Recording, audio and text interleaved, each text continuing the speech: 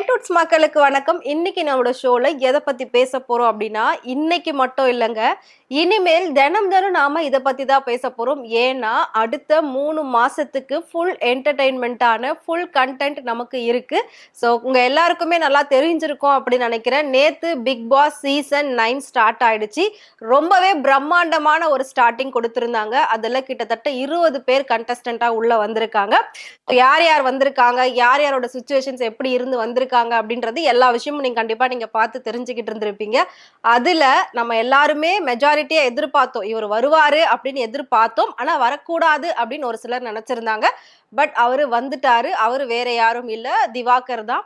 So அந்த மாதிரி ஒவ்வொருத்தரும் ஒவ்வொரு தரப்புல ஒவ்வொரு விமர்சனங்களை பெற்றவங்க ஒரு சில டைமிங்ல அப்படின்னே சொல்லலாம். எஸ், நாம இன்னைக்கு ஃபுல்லாவே பிக் பாஸ் பத்தி பேச போறோம். நான் சொன்ன மாதிரி இன்னைக்கு மட்டும் இல்ல, இதுக்கப்புறம் அடுத்த 3 மாசத்துக்கு ஃபுல்லா இந்த பிக் பாஸ்ல ஆஃப் ஸ்கிரீன்ல என்னென்ன நடக்குது அப்படின்றத கூட துல்லியமா உங்களுக்கு நான் எல்லாத்தையும் சொல்ல போறேன். ஸோ எல்லாத்தையும் நீங்க வந்து ஸ்கிப் பண்ணாம ஃபுல்லா பாருங்க.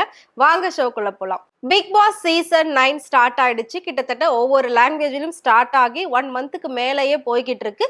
நம்ம தமிழ்ல மட்டும்தான் எப்பவுமே லாஸ்டா ஸ்டார்ட் பண்ணுவாங்க. அப்படி இருக்கிற பட்சத்துல நேத்து ஸ்டார்ட் பண்ணியிருந்தாங்க. நேத்து ஸ்டார்ட் பண்ணி இன்னைக்கு தான் ஃபர்ஸ்ட் எபிசோட் போட போறாங்க. அதுக்குள்ளவே பாத்தீங்கன்னா வீட்டுக்குள்ள அவ்வளோ பிரச்சனைகள் நடந்துட்டு இருக்கு. நிறைய பேர் வந்து ஹாட் ஸ்டார்ல பார்த்திருப்பீங்க, இன்னும் ஒரு சிலர் வந்து பார்க்காம இருந்திருப்பீங்க. பட் இருந்தாலும் இன்னும் மைனூட்டா என்ன நடக்குது அப்படின்றதான் இப்ப நான் உங்ககிட்ட ஷேர் பண்ண போறேன். ஸோ அதுல நான் சொன்ன மாதிரி எல்லாரும் எதிர்பார்த்து வரக்கூடாது அப்படின்னு நினைச்ச ஒரு பர்சன் வந்து திவாகர் தான். ஏன்னா அவர் வரும்போது ஆடியன்ஸ் யாருமே கிளாப் பண்ணவே இல்லை. விஜய் சேதுபதி கேட்டுக்கிட்டதுனாலதான் கிளாப் பண்ணாங்க, அவரை என்கரேஜ் பண்ணாங்க. அதுக்கப்புறம் விஜய் சேதுபதி சின்னதா அழகா தெரிஞ்சு தெரியாத மாதிரி அவரை லேசா கலாய்ச்சி ஒரு தட்டு தட்டி அப்படியே உள்ள அனுப்புன மாதிரி ஒரு வார்த்தை சொல்லி அனுப்புனாரு. பட் அதை கேட்காத திவாகர் உள்ள போயிட்டோம், நான் என்ன பண்ணுவேனோ அதே தான் பண்ணுவேன் அப்படின்ற மாதிரி அதே தான் அவர் திரும்ப திரும்ப பண்ணிக்கிட்டு இருந்தாரு. விஜய் சேதுபதி வந்து ஒரு வார்த்தை சொல்லி அனுப்புனார். அதாவது மற்ற ஸ்டேஜ் மாதிரி இந்த ஸ்டேஜ் கிடையாது, மற்ற ஸ்டேஜ்ல பண்ணதே இதே ஸ்டேஜ்லயும் பண்ணணும்னு நினைக்காதீங்க அப்படின்னு சொல்லியிருந்தாரு. பட் திவாகரோட மைண்ட் தாட் என்ன இருந்திருக்கு அப்படின்னா, எல்லா ஸ்டேஜுமே எனக்கு ஒண்ணுதான்ப்பா, ஏன்னா எனக்கு தெரிஞ்சதே இது ஒண்ணுதான். ஸோ இதுக்கப்புறம் எத்தனை ஸ்டேஜை பார்த்தாலும் நான் அது ஒண்ணுதான் பண்ணுவேன் அப்படின்ற மாதிரி தான் அவரு பண்ணிக்கிட்டு இருக்காரு. அதாவது கிட்டத்தட்ட பெரிய அளவுல கான்ட்ரவர்சி கிரியேட் பண்ணணும் அப்படின்றதுக்காக தான் ஃபர்ஸ்ட் ஆளா திவாகரை உள்ள இறக்கியிருக்காங்க. விஜய் சேதுபதி பாத்தீங்கன்னா சீசன் 8 and 9 இதுதான் அவர் வந்து பண்ணிட்டு இருக்காரு. சீசன் 7 வரைக்கும் நம்மளோட கமல்ஹாசன் சார் தான் பண்ணிட்டு இருந்தாங்க. ஸோ அது வரைக்கும் பிக் பாஸ் அப்படிங்கிறது ஒரு நல்ல ரேஞ்சில் இருந்தது. ஓரளவுக்கு ஒரு நல்ல பிளாட்ஃபார்ம், ஒரு நல்ல ஒரு பிராண்ட் அப்படின்ற மாதிரி ஒரு நேம்ல போய்கிட்டு இருந்துச்சு. சீசன் 8 and 9 வந்துட்டு இப்பதான் ஸ்டார்ட் ஆயிருக்கு. 8 பத்தி சொல்லணும் அப்படின்னா கிட்டத்தட்ட டிஆர்பியிலே பிக் பாஸ் விஜய் டிவில குறைஞ்சது போன இயர். ஸோ அது நம்ம எல்லாருக்குமே தெரியும். பட் அவங்க அதை வெளியில வந்து காட்டிக்கல. அந்த டிஆர்பி ஏத்துறதுக்கு என்னென்னலாம் பண்ணணுமோ அவ்வளோ விஷயம் பார்த்து பார்த்து பார்த்து பண்ணி ஃபர்ஸ்ட் பிளேஸ்ல வரவே இல்லை. நிறைய விமர்சனங்கள், அதை நிறைய பேர் வந்து ஸ்கிப் பண்ணிட்டு போயிட்டாங்க.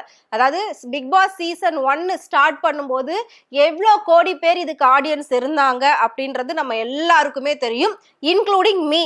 ஸோ நானுமே சீசன் 1, 2, 3 இதெல்லாமே நல்லா ரெகுலரா பார்த்துக்கிட்டு இருந்தேன். ஒரு நிமிஷத்தை கூட தவற விடாம 9:30 அப்படின்னா 9:28, 9:25 வந்து உட்கார்ந்துருவோம் டிவி முன்னாடி அதை பார்க்கறதுக்காக. தென் ஃபினிஷ் பண்ணதுக்கு அப்புறமா அந்த 10:30 முடிஞ்சதுக்கு அப்புறமா திரும்பவும் அதை போடுவாங்க. ஏதாவது ஒன்று மிஸ் பண்ணியிருந்தா கூட அடுத்து போடுறப்ப அதை உடனே பார்த்துடணும் அப்படின்னு சொல்லி அவ்வளோ ஒரு இன்ட்ரெஸ்ட் இருந்தது. அது வந்து பார்க்கணும் அப்படிங்கிற ஒரு நீடு மக்கள் கிட்ட நிறையவே இருந்தது. ஆனா இப்போ சீசன் 8 and 9 பார்க்குற கிட்டத்தட்ட 9 பத்தி நான் பேச விரும்பல, ஏன்னா அது இப்பதான் ஸ்டார்ட் பண்ணிருக்காங்க. கிட்டத்தட்ட இதை பார்க்கணுமா அப்படின்ட்டு நிறைய லட்சக்கணக்கான பேர் வந்து ஸ்கிப் பண்ணிட்டு போயிட்டாங்க. யாருமே வந்து டிவில அந்த டைமிங்க்கு உட்கார்ந்து அந்த ஷோவை பார்க்கவே இல்லை. நிறைய பேர் டிராவல் டைம்ல அந்த டைம் பாசிங்காக தான் அந்த ஷோவை வந்து பார்த்துட்டு இருந்தாங்க ஹாட் ஸ்டார்ல. ஸோ அப்படி அந்த அளவுக்கு ஷோ வந்துட்டு பாத்தீங்கன்னா பின்தங்கிய ஒரு நிலையில தான் இருந்தது. இப்போ அந்த டீம் என்ன நினைச்சிருக்காங்க அப்படின்னா, மறுபடியும் இதை நாம ஃபர்ஸ்ட் பிளேஸ்க்கு கொண்டு வரணும், டிஆர்பில பிக் பாஸ் நல்ல ஒரு ரேட்டிங் வரணும் அப்படின்றதுக்காக தான் இவ்வளோ இன்ஃப்ளூயன்சரை உள்ள இறக்கியிருக்காங்க. கிட்டத்தட்ட இது வந்து முழுக்க முழுக்க இன்ஸ்டா யூடியூப்னு மூழ்கி இருக்காங்கல்ல சோசியல் மீடியால. ஸோ அவங்கள மாதிரி பர்சனுக்கு தான் இவங்களெல்லாம் தெரியுமே தவிர ஜென்ரல் ஆடியன்ஸ்க்கு இவங்களெல்லாம் தெரியறதுக்கு வாய்ப்பே கிடையாது. அதாவது ஹவுஸ் ஒய்ஃப்க்கா இருக்கட்டும், அதுக்கப்புறம் கொஞ்சம் சீனியர் சிட்டிசன்ஸ்லாம் வீட்ல இருப்பாங்க, கொஞ்சம் சின்ன சின்ன குழந்தைங்கலாம் இருப்பாங்க. அந்த மாதிரி ஆட்களுக்கு யாருக்குமே இவங்களோட முகங்கள் பெரிய அளவுல வெளியே தெரியாது. யாருப்பா இது, இவங்களெல்லாம் ஏன்பா நாம பார்க்கணும், அவங்க அடிச்சுக்கிட்டா என்ன புடிச்சுக்கிட்டா என்ன அப்படின்னு வந்து போயிடுவாங்க.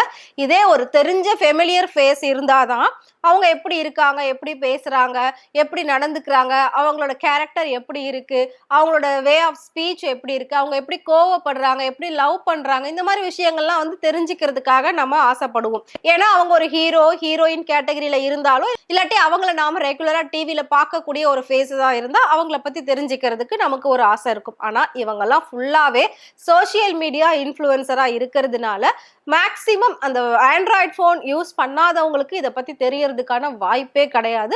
பட் ஓகே, என்னன்னா இப்ப வந்து இன்ஃப்ளூயன்சருக்கு தான் அதிகமான ஒரு வாய்ப்பே இருக்கு எல்லா விஷயத்திலயும் அப்படின்ற அளவுக்கு வளர்ந்துருச்சு. ஏன்னா ஏதாவது ஒரு விஷயத்த ப்ரமோட் பண்ணணும் அப்படின்னா பெரிய ஹீரோ ஹீரோயின் வச்சு பண்ணா கூட அந்த அளவுக்கு ரீச் ஆகாது. பட் இன்ஃப்ளூயன்சரை வச்சு அவங்களோட ஐடியில அவங்க டேக் பண்ணி இதை போட்டா பயங்கரமான ஒரு ரீச் கிடைக்கும் அப்படின்ற ஒரு பிளாட்ஃபார்ம் தான் இப்போதைக்கு இருக்கு.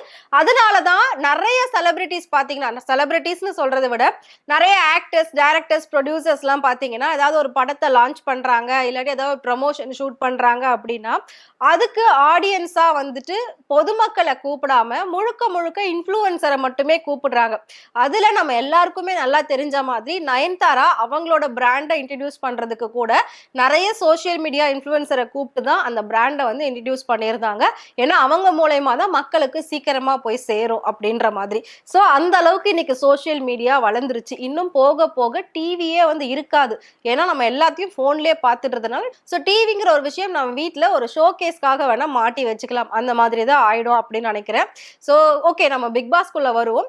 இப்போ பிக் பாஸ் எப்படி போயிட்டு இருக்கு அப்படின்னு பாத்தீங்கன்னா, அந்த நேத்து கண்டஸ்டன்ட் எல்லாம் பார்த்ததுக்கு அப்புறமா கிட்டத்தட்ட பல லட்சம் பேருடைய முகம் சுளிப்பு தான் தெரிஞ்சது அப்படின்ற மாதிரி ஒரு ரிசல்ட் நமக்கு வந்திருக்கு. அது என்ன அப்படின்னா, இவங்கெல்லாம் உள்ள வந்திருக்காங்களே, இவங்கெல்லாம் யாரு, அப்படி என்ன பண்ணிட்டாங்க, மாடல்னு சொல்லி ஒரு பொண்ணு உள்ள போட்டிருக்காங்க, அந்த பொண்ணு என்ன பண்ணுச்சு, என்ன சாதனை பண்ணுச்சு, அதுக்கு என்ன டேலண்ட் இருக்கு, ஏன் இப்படியெல்லாம் வந்து எடுத்து போட்டிருக்காங்க, இது ஒரு பிராண்ட் ஷோ அப்படின்னு நினைச்சோம், ஆனா இவ்வளவு சீப்பான ஒரு ஷோவா மாறிடுச்சே பிக் பாஸ் அப்படின்னு சொல்லி பல பேர் நேத்துல இருந்து முகம் சுளிக்கிறத வந்து பார்த்திருக்காங்க. ஸோ பிக் பாஸ் அப்படிங்கிறது இப்போ யாருக்குமே பிடிக்காத ஒரு பேரா போயிடுச்சு. நான் சொன்ன மாதிரி ஃபுல் என்டர்டெயின்மெண்ட் அப்படிங்கிறது இன்ட்ரெஸ்ட்ல வர்றது கிடையாது. ஒரு சலிப்பு தன்மையில கூட ஒரு என்டர்டெயின்மெண்ட் இருக்கும். ஸோ அந்த மாதிரி ஒரு என்டர்டெயின்மெண்ட்னு தான் நான் சொல்லியிருக்கேன். எஸ், ஸோ நேத்து வந்த கண்டஸ்டன்ட் 20 பேரையுமே பெரிய அளவுல யாருக்கும் வந்து பிடிக்கல. அவங்க யாருமே சாட்டிஸ்ஃபைடு இல்லை. அவங்கெல்லாம் பிக் பாஸ் வீட்டுக்குள்ள வருவாங்க அப்படின்னு சொல்லி சின்னதா கூட எதிர்பார்க்கவே இல்லை. பட் இவங்களெல்லாம் கூட்டு வந்து உள்ள போட்டிருக்கீங்க அப்படின்ற மாதிரி தான் ஆடியன்ஸோட மைண்ட் வாய்ஸ் இருக்கு அப்படின்னு சொல்லியிருக்காங்க. இதுல முக்கியமா திவாகர் நேத்தே ஸ்டார்ட் பண்ணிட்டாரு. விஜய் சேதுபதி என்ன பண்ணக்கூடாதுன்னு சொன்னாரோ அதையே உள்ள பண்ணிட்டு இருக்காரு. அடுத்து முக்கியமான ஒரு கேரக்டர் விஜே பார்வதி. இவங்கள நமக்கு எல்லாருக்குமே ஓரளவுக்கு தெரியும். ஏன்னா அவங்க நிறைய அடல்ட் கண்டென்ட் எல்லாம் பேசி பேசி பேசி ஓரளவுக்கு நல்லா ஃபேமஸ் ஆயிட்டாங்க. அதுக்கப்புறம் நிறைய ஷோஸ் எல்லாம் அவங்க பண்ணியிருந்தாங்க. அதுக்கப்புறம் ஒரு சர்வைவர் அப்படின்னு சொல்லிட்டு ஒரு ஷோல, ரியாலிட்டி ஷோல வந்து அவங்க பார்ட்டிசிபேட் பண்ணியிருந்தாங்க. ஒரு நல்ல டாஸ்க் விளையாடக்கூடிய ஒரு பெண் அப்படின்னா அது வந்து விஜே பார்வதி சொல்லலாம். பட் அவங்களுமே பாத்தீங்கன்னா ஒரு ஷோ பீஸ் மாதிரி தான் அந்த பிக் பாஸ்குள்ள இறக்கியிருக்காங்க அப்படின்னு சொல்லப்படுது. முக்கியமா நேத்து ஒரு டைரக்டர் உள்ள வந்திருந்தாரு, பிரவீன்காந்த் அப்படின்னு சொல்லி. ஜோடி, ஸ்டார், ரட்சகன் இந்த மாதிரி பெரிய பெரிய ஹிட் படங்களை கொடுத்த ஒரு டைரக்டர் ஏதோ அவரோட ஒரு சுச்சுவேஷனால அவர் வந்து டவுன் ஆயிட்டாரு. இப்ப திரும்பவும் ஒரு கம்பேக் கொடுத்திருக்காரு. ஸோ அவர் வந்து எல்லாரையும் பார்த்தோன்னே ஓகே, நான் நெக்ஸ்ட் வந்து ஒரு பிக் பாஸ் அப்படின்ற மாதிரி ஒரு படம் எடுக்க போறேன், அதுக்கு நிறைய ஹீரோயின்ஸ் இங்க இருக்கீங்க, அழகா ஹீரோஸ் இருக்காங்க, எல்லாமே இருக்கீங்க, நான் அதை வச்சு எடுக்கலாம் போல இருக்கேன், எனக்கு கண்டென்ட் கிடைச்சிருச்சு அப்படின்ற மாதிரி அவர் சொல்றாரு. உடனே விஜே பார்வதி என்ன சொல்றாங்க அப்படின்னா, அப்ப இவரு அப்படின்னு சொல்லி திவாகரை காட்டுறாங்க. அதாவது சும்மா நிக்கிறவரை வம்பிழுத்து விடணும் அப்படின்ற மாதிரி விஜே பார்வதி நேத்து பண்ணியிருந்தாங்க. உடனே அதுக்கு அந்த டைரக்டர் பிரவீன்காந்த் என்ன சொல்லியிருக்காரு அப்படின்னு பாத்தீங்கன்னா, ஆமா காமெடி இல்லாம படம் எப்படி இருக்கும், அவர் ஒரு பெஸ்ட் காமெடியன் அப்படின்ற மாதிரி சொல்லியிருந்தாரு. அதுக்கு திவாகர், நான் காமெடியனா, நான் வந்து ஒரு ரொமான்டிக் பர்சனுங்க, என்னப்போ எப்படி நீங்க காமெடியன்னு சொல்லலாம் அப்படின்ற மாதிரிலாம் அவர் ரியாக்ட் பண்ணியிருந்தாரு. ஸோ இப்பவே களை கட்டிடுச்சு அப்படின்னு சொல்லலாம். இது வந்து ஒரு இன்ட்ரெஸ்ட்னு நான் கண்டிப்பா திரும்பவும் சொல்ல வரல. இது வந்துட்டு முழுக்க முழுக்க கான்ட்ரவர்சி, முகம் சலிப்பான ஒரு என்டர்டெயின்மெண்ட் தான் இருக்கும் இந்த பிக் பாஸ் சீசன் 9ல அப்படின்றது எல்லாருக்குமே தெரிஞ்ச ஒரு விஷயம் தான். ஸோ திவாகர் வச்சுதான் இங்க கேமே இருக்கு. அதுக்கு தான் திவாகரை உள்ள இறக்கியிருக்காங்க. இதுல இன்னொரு கான்ட்ரவர்ஷியலான ஒரு பர்சன் யாரு அப்படின்னு பாத்தீங்கன்னா நம்மளோட அகோரி கலையரசன் தான். அவர் வருவாருன்னு யாருமே எதிர்பார்க்கல. பட் ஒரு சில யூடியூபர்ஸ்லாம் வந்து சொல்லியிருந்தாங்க இவர் வருவாரு வருவாரு அப்படின்னு சொல்லிட்டு. பட் யாருமே நம்பல அவர் வருவாருன்னு. ஆனா வந்துட்டாரு.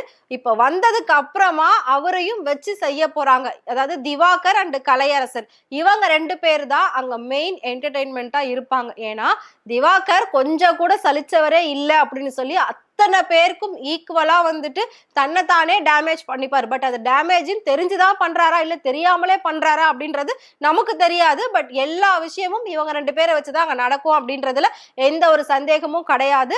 கிட்டத்தட்ட பாத்தீங்கன்னா திவாகரை இந்த ஷோ ஃபுல்லாவே இந்த 100 நாளுமே வச்சிருப்பாங்க. ஏன்னா அவர் தான் ஃபுல் என்டர்டைன்மெண்ட்டே. ஸோ அவருக்கு எலிமினேஷன் அப்படின்ற ஒரு சான்ஸே இருக்காது. மேபி அவரை வெளியில எடுக்காம அவரை உள்ளவே வச்சிருந்தாதான் ஆட்டும் களை கட்டும் அப்படின்ற மாதிரி இருக்கு அப்படின்ற ஒரு நியூஸ் தான் நமக்கு வந்திருக்கு. அது மட்டும் இல்லாம அகோரி கலையரசன் இவரையும் அவ்வளவு சீக்கிரம் வெளியில அனுப்ப மாட்டாங்க அப்படின்னு சொல்லியிருக்காங்க. சோ இது எல்லாத்தையும் தாண்டி ஒரு மீனவ சமுதாயம்னு சொல்லி ஒரு பொண்ணு வந்து உள்ள வந்திருந்தாங்க, சுபிக்ஷா அவங்களோட பேரு. ஸோ அவங்க வந்துட்டு முதல் முறையா அந்த சமுதாயத்துக்கு ஏதாவது ஒரு நல்லது செய்யணும், இன்ஸ்பைரிங்கா இருக்கணும், மோட்டிவேஷனா இருக்கணும் அப்படின்னு சொல்லி வந்திருக்காங்க. அவங்களோட சமுதாயத்தினர் அவங்களுக்கு ஆதரவு தெரிவிப்பாங்க அப்படின்ற மாதிரிலாம் அவங்க சொல்லியிருந்தாங்க. ஸோ இதுல வந்து சமுதாயம், ஜாதி, மதம், இனம் இதுக்கெல்லாம் எந்த ஒரு பேச்சுமே கிடையாது. இதெல்லாம் வந்து தேவையே இல்லாத ஒரு விஷயம். ஸோ அவங்களோட தனி திறமையால இங்க வந்திருக்காங்க. இவ்வளவு கஷ்டப்பட்டு நிறைய ஸ்ட்ரகிள்ஸ் ஃபேஸ் பண்ணி இந்த இடத்துக்கு வந்திருக்காங்க அப்படின்னா அவங்களோட சமுதாயத்தினர் மட்டும் கிடையாது, நாம எல்லா சமுதாயத்தினரும் சேர்ந்து ஒரு பெண்ணுக்கு வந்து நாம சப்போர்ட் பண்ணதான் போறோம். ஒரு பெண்ணுன்னு இல்ல, கிட்டத்தட்ட அங்க இருக்கக்கூடிய நிறைய பேருக்கு அவங்களுக்கு பிடிச்சமானவங்க இருப்பாங்க, சப்போர்ட் பண்ணதான் போறோம். சோ அவங்களோட கேஸ்ட் என்ன, அவங்க என்ன சமுதாயத்தை சேர்ந்தவங்க, அவங்க என்ன மதம், அந்த மாதிரி எந்த ஒரு விஷயமும் நமக்கு தேவையே இல்லை. சோ பிக் பாஸ் அப்படிங்கிறது முழுக்க முழுக்க என்டர்டெயின்மெண்டான ஒரு ஷோ தான். இங்க வந்துட்டு ஜாதி, மதம், சமுதாயம் இதுக்கெல்லாம் எந்த ஒரு பேச்சுக்குமே இடமே இல்லை அப்படின்னு சொல்லணும். கண்டிப்பா அவங்களை பிடிச்சிருந்தது அப்படின்னா எல்லாருமே அவங்களுக்கு சப்போர்ட் பண்ணுவாங்க. எல்லா சமுதாயத்தை சேர்ந்தவங்களும் அவங்களுக்கு சப்போர்ட் பண்ணதான் போறாங்க. சோ இதுல அதெல்லாம் கொண்டு வந்து நுழைக்காதீங்க அப்படின்றதுமே ஒரு சின்ன வேண்டுகோளா இருக்கு. என்னோட வேண்டுகோள் இல்ல, ரசிகர்களோட வேண்டுகோளா இருக்கு. இது எல்லாத்தையும் தாண்டி 20 பேர் மொத்தமா உள்ள இருக்காங்க. சோ ஒவ்வொருத்தரும் ஒவ்வொரு பேக்ரவுண்ட்ல இருந்து வந்தவங்க, ஒவ்வொருத்தருக்குள்ளயுமே அவ்வளோ ஸ்டோரிஸ் இருக்கு, அவ்வளோ ஸ்ட்ரகிள்ஸ் இருக்கு. அது எல்லாத்தையும் இதுக்கப்புறம் சொல்ல போறாங்க, சொல்லிதான் பேரே வாங்க போறாங்க. நான் சொன்ன ஃபர்ஸ்ட் இப்போ வந்து நேத்து வந்த கண்டஸ்டன்ட்ல பார்த்து எல்லாருமே முகசுலிக்க ஆரம்பிச்சுட்டாங்க ஆடியன்ஸ் அப்படின்னு சொல்லிட்டு. பட் இதே ஆடியன்ஸ் தான் எல்லாருக்குமே வந்து ஓட்டும் பண்ண போறாங்க. சோ ஓட் கால்குலேஷன் அப்படின்னு வரும்போது பாத்தீங்கன்னா 30 லட்சம் 40 லட்சம்ன்றது வரதான் போகுது. சோ என்னதான் மக்கள் முகம் சுழிச்சாலும் அதை பார்க்க தான் போறாங்க. அதுக்கான சப்போர்ட்டிவோ ஹேட்டோ ஏதோ ஒன்று கொடுக்க தான் போறாங்க. சோ ஓட்டா அவங்க வந்து காட்ட தான் போறாங்க. சோ நம்ம என்னதான் பிடிக்கல அப்படின்னு சொன்னாலும் அங்க என்ன நடக்குதுன்றதை தெரிஞ்சுக்கணும். அது எனக்கு வேணாம் பட் தெரிஞ்சுக்கணும்ன்ற ஒரு இது இருக்கும் இல்லையா. சோ அதுதான் அந்த பிக் பாஸ் ஷோவை பார்க்க வச்சுக்கிட்டு இருக்கு. கண்டிப்பா எல்லாருமே பாப்பீங்க அப்படின்னு நினைக்கிறேன். சோ நீங்க பாக்குற அந்த 1 மணி நேரத்தை தவிர்த்து மத்த எல்லா விஷயமும் என்ன நடக்குது அப்படின்றதெல்லாம் நான் வந்து எக்ஸ்க்ளூசிவாவே கண்டிப்பா உங்களுக்கு சொல்ல போறேன் இன்னும் அடுத்தடுத்த வீடியோல.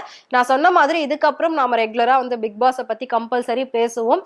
என்னென்ன நடக்குது அப்படின்றத மைனூட்டாவே நான் வந்து உங்களுக்கு நோட் பண்ணி சொல்றேன். சோ இது எல்லாமே உங்களுக்கு நெக்ஸ்ட் 3 மாசத்துக்கான ஃபுல் என்டர்டைன்மெண்ட்டுக்கான ஒரு கண்டென்ட் கிடைக்கும். சோ அதுக்கு கண்டிப்பா நாங்க கேரண்டி. சோ பார்த்து எல்லாருமே என்ஜாய் பண்ணுங்க. பட் என்ன அப்படின்னா அது ஒரு ஷோ, அது ஒரு என்டர்டெயின்மெண்ட். அது வந்து ஜஸ்ட் நம்ம பார்க்குறோம், சிரிக்கிறோம், ரசிக்கிறோம், அதோட போயிடணும். பட் அதில் ஏதாவது ஒரு இன்ஃப்ளூயன்ஸ் ஆகி அதை வச்சு ஏதாவது ஒரு ப்ராப்ளமை நாமளே கிரியேட் பண்ணிக்க கூடாது. பார்த்தோமா அதோட அதை அப்படியே மறந்துட்டு போயிடணும். ஸோ அதை வச்சு அரசியல் பண்றதோ டிராமா பண்றதெல்லாம் தேவையே இல்லை. ஸோ நாம முழுக்க முழுக்க என்டர்டெயின்மெண்ட்டாக தான் பேச போறோம், பார்க்க போறோம். பிக் பாஸை பார்க்கறதுக்கு நான் ரொம்ப ஆவலாவே வெயிட் பண்ணிட்டு இருக்கேன். ஸோ நான் பார்க்க போறேன், பார்த்துட்டு வந்து உங்ககிட்ட எல்லா விஷயத்தையும் ஷேர் பண்ண போறேன். ஸோ நீங்களும் பிக் பாஸ்க்காக வெயிட் பண்றீங்க அப்படின்னா உங்களுக்கு பிடிச்ச கண்டஸ்டன்ட் யாரு நேத்து வந்ததுல அப்படின்றத மறக்காம எங்களுக்கு கமெண்ட் பாக்ஸ்ல கமெண்ட் பண்ணுங்க. இதே மாதிரி பிக் பாஸ்ல நடக்கக்கூடிய நிறைய சுவாரஸ்யமான விஷயங்கள் டே பை டே அப்டேட்ஸை நீங்க தெரிஞ்சுக்கணும் அப்படின்னு நினைச்சீங்கன்னா மறக்காம ஃப்ரெண்ட் சேனலை ஃபாலோ பண்ணிக்கோங்க.